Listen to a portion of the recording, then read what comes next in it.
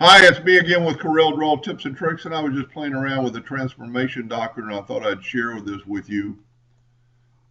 When you're wanting to rotate this circle around this other circle, you can do it with a duplicate tool, but you really never know unless you get out a calculator how many you're going to have and what degree. But if you go to Arrange and Transformation and open up the rotation, double click on that circle and put the center rotation in the circle. You can type in right here and let Corel do the math, 360 divided by 19. And we can just try that and hit apply, and you go, well, that's too far apart. Well, you could back up and go 360 divided by 23. So you're getting some divisible numbers that aren't divisible by 360, but Corel's going to figure it out, and it's 15.7.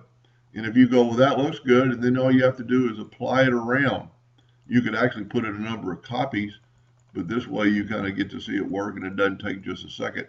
And then that way, those are things that are equally spaced out evenly all the way around, and you didn't have to go through any trouble. So think about next time you're rotating something to use the transformation docker. Hope that helped a little bit. Thank you for watching.